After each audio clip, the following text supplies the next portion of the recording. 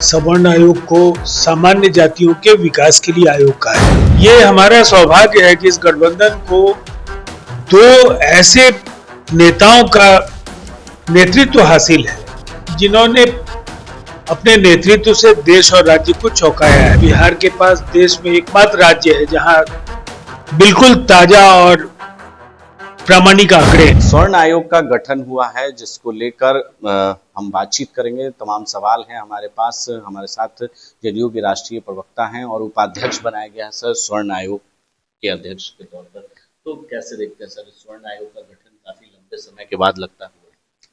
देखिए, अब सवर्ण आयोग को सामान्य जातियों के विकास के लिए आयोग कहा जाता है और 2011 में पहली बार इस आयोग को बनाया गया। उन्होंने काफी अच्छा काम भी किया।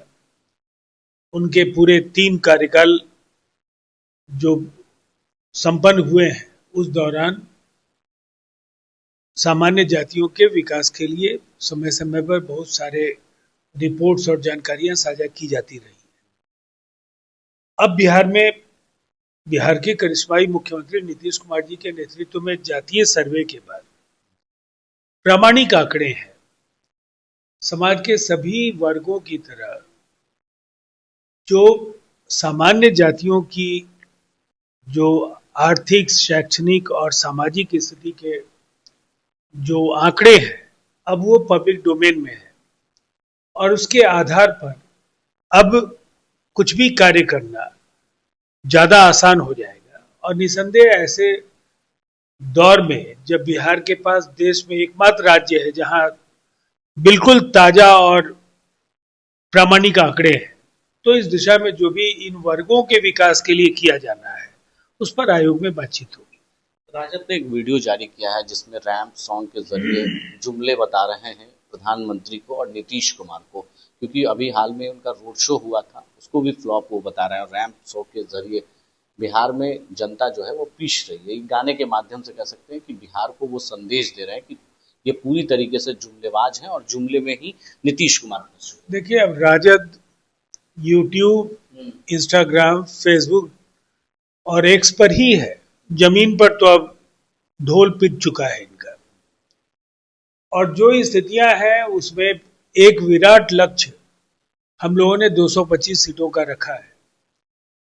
बिहार के मुख्यमंत्री नीतीश कुमार जी और देश के प्रधानमंत्री नरेंद्र मोदी, ये हमारा सौभाग्य है कि इस गठबंधन को दो ऐसे नेताओं का नेतृत्व हासिल है जिन्होंने अपने नेतृत्व से देश और राज्य को चौंकाया है और विकास की जो गंगा बहाने का काम किया है। तो सदियों तक ऐसे नेताओं को लोग याद करेंगे। अब जहां तक बिहार में उनका कहना है ये जुमले हैं, तो जो पिछले 2 बजट हैं उनकी तो सहयोगी पार्टी है कांग्रेस के नेताओं ने उनसे बिहार का बजट कहा था और खारिज कर दिया था कि देश के बाकी हिस्सों के लिए इसमें कुछ भी नहीं। तो अर्थ स्पष्ट है कि ये जो दोनों ही बजट थे वो केवल बिहार के लिए बड़े ऐलान के लिए जाने जाते हैं। और अगर आप देखें तो 50,000 करोड़ रुपए की योजना है। मुख्यमंत्री नीतीश कुमार जी ने प्रगति यात्रा के दौरान जनता से जो वायदे किए उनको अमली जामा पहनाए जाने का निर्देश दे दिया गया है और अगस्त तक पूरा भी किए जाने का निर्देश है। दूसरी तरफ प्रधानमंत्री जी ने 50,000 करोड़ रुपए से ज्यादा की योजनाओं को बिहार को बतौर सौगात सौंपा है। अब ऐसे अलायंस को और ऐसी गवर्नेंस को जो लोग जुमला कहेंगे तो उनके मानसिक दिवालियापन पर केवल तरस ही खाया जा सकता है।